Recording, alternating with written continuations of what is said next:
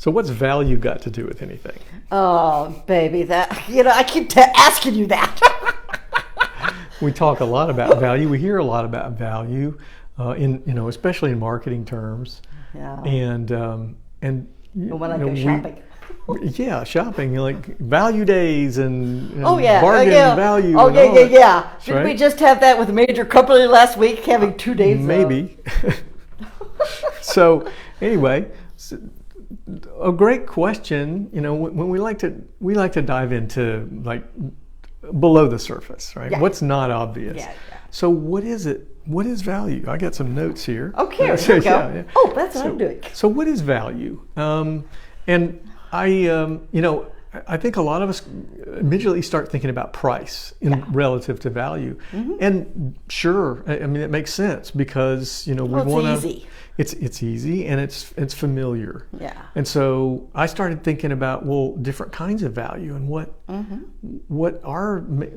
makes something more valuable or less valuable, and are there different kinds? And so I got thinking about these two things. Yeah. Okay, yeah, that's kind of sharp, isn't it? So we've got a chef's knife here, a 6.5-inch blade, and a little piddly thing. Piddly, yeah. It's a special utility knife. It's a grapefruit knife. It's made for sectioning grapefruit, and it's got a split blade. A little hard to maybe see the. It's really kind of fun. I mean, there we go. It's kind of one of those things. It does an excellent job. So. Two different products, two very two different functions, and two very very different price points. Right. They both have a high value to me. Mm-hmm. Okay. The chef's knife now you can tell it's a more expensive knife. So in terms of price, we know it's pricier. And it's more utilitarian. And it has many more functions. Right. It's very sturdy. It's right. I use it for everything. One might think this would last longer, and it has lasted a long time. Oh yeah, it's been probably 40 plus years old. So I looked it up. This is today. This would be a $110 knife, and it probably didn't cost that when we bought it. But there it is, and it's at least 25, 30 years old. No, 40. 40 years old, and it's really showing no signs of wear. It's could very easily go to the next generation. I keep holding it out of the frame. Yes. It could very easily go to the next generation. Pointing it at. And yes, I'm going to put it down now. Thank you. So if I say that there's value in the stability, the sturdiness, and the longevity of it. Okay, what about the brand? That particular knife is one of the Henkel's company. Mm-hmm. So there is a value, maybe a value add to having it be a particular name brand. Right. So that's another form of value. Like a Tiffany diamond. And I think all forms of value take some context or some challenge to determine, to put a price on. But there's... Tell me why this is special. Okay. This has another kind of value entirely. This little toy, I call it a toy because it's a little plastic handle. It's a very lightweight. It's not flimsy, but it's... I think I don't know what I paid for it because I bought it for my mother when I was a little boy. I ordered it from a magazine. And probably 60 years old. And it's got to be 60 years old. Yeah. And it's held up. She took care of her things, and so it wasn't. I don't think it was abused, but they used it every. But it was day. Yeah, this was used every year. Was in fact in here in Florida, which is probably 3 to 6 months out of the year. Yeah. They could get because they both love grapefruit. Right, and she used to pack that. One of the first things she ever packed. I was thinking, pack it right when we were going to the beach or to the mountains or something like that. She always made sure she packed that because she was never sure that she was not going to have a piece of fruit. That's how good a tool it is. Yeah. So it has a sentimental value to me because it was a gift that I gave my mother that she treasured her whole life, and now it's come back to me after her passing. So there's that value. It has lasted, okay? Now, it didn't look like it was going to last. No. But my goodness, it's lasted. And it stays sharp. And then it might have some collectible value to certain people. This is from a company that is now the Ginsu knife company. I forget the name. I've still got the little, and again, collectible value. I've still got the little paper sleeve that came with it. And it was called the Quick Cut Knife Company of Fremont, Ohio.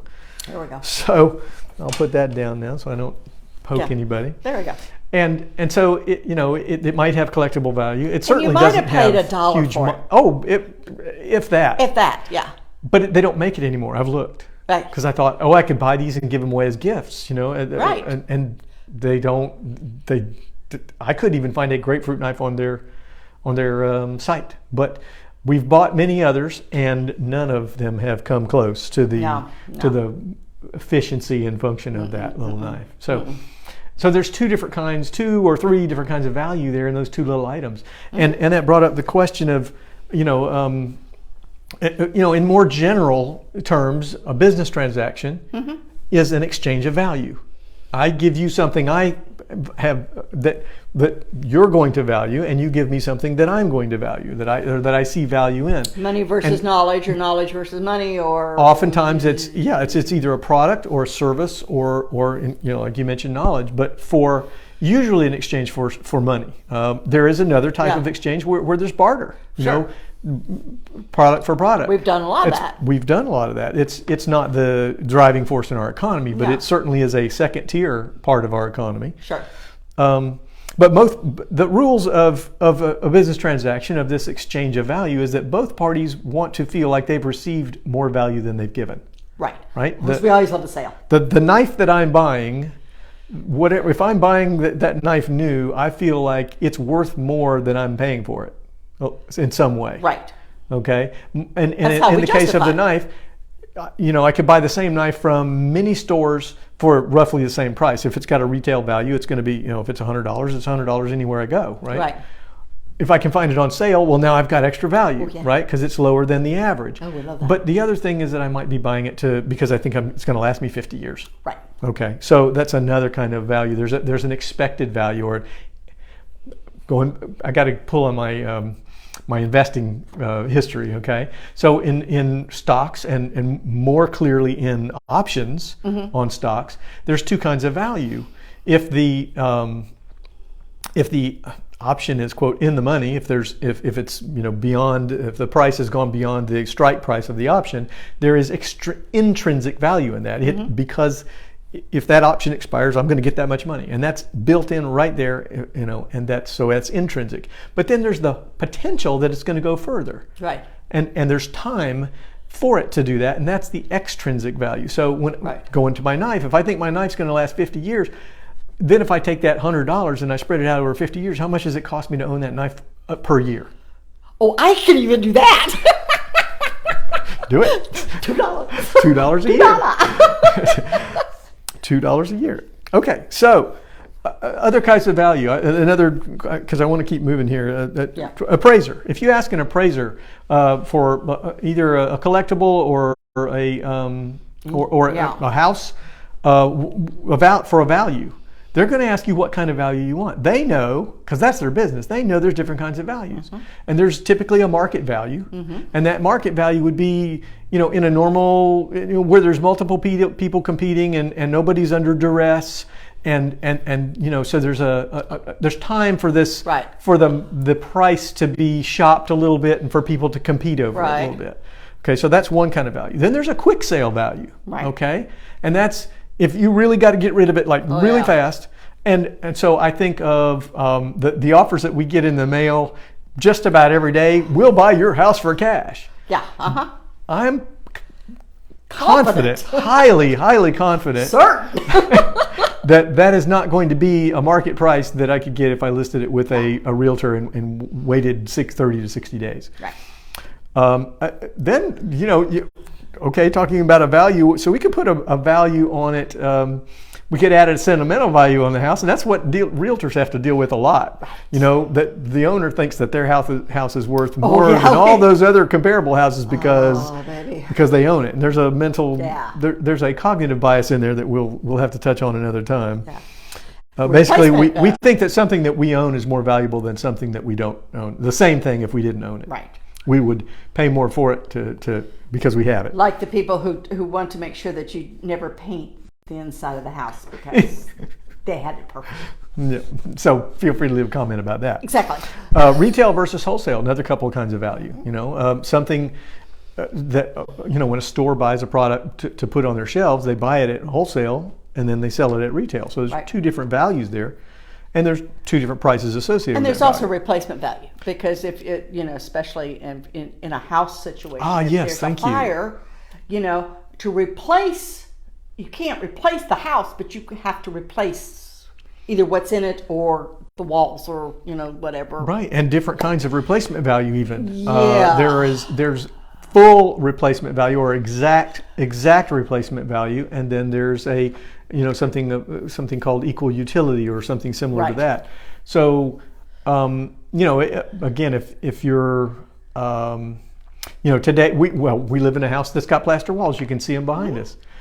If we were to have to rebuild this house, it probably wouldn't be built with these same plaster walls. It would probably be drywall. Right. So that's more a form of the equal utility. Right. And I got thinking about that in terms of business and jobs. I had seen a quote one place that made my hair stand up. It upset me, and that was it was somebody asked, "What are you worth?" which I think is really awful wording, but he was saying that your quote value in the marketplace, and I'm going to say the value of your skills. I want to very much depersonalize that. It's not we do not measure the value of a person. People are infinitely valuable. But their skills applied in that workplace, there is a utility value to that, and that's where, if you're doing a job and someone else can do the same job, then they're basically a replacement. Now, that gets into the idea we talked about the plaster walls. We also talked about an example of a stove. The difference between, say, a Viking and just a Whirlpool, basic, builder quality stove. Very, very big difference. But you could do, but they both gas. You could do gas to gas, but it was just there's no comparison. No comparison. Only comparison is they both will do a job. Right. You can boil water just as fast. Exactly. You can boil water just as fast on one as the other. So when you now you take that into the workplace, so you can have somebody that's got years and years and years of experience versus somebody that's got 1 or 2 years of experience. In certain jobs, those extra years of experience make a huge difference, and they add so much value that person is the obvious choice. In other jobs, that person is overqualified and costs too much. If they're paid relative to their experience. Right. So this gets back to there's other kinds of value we didn't touch on. Just really quick mention it because I made notes. Antique value or historical value is another kind. We got collectible value. We got burned on that. Beanie Babies. And so we didn't do that, but Beanie Babies. And new versus used. I love the idea of a diamond. The diamond is forever, but a new diamond in a retail store can only be sold once, and then it's a used diamond, and it hasn't changed one bit. Right.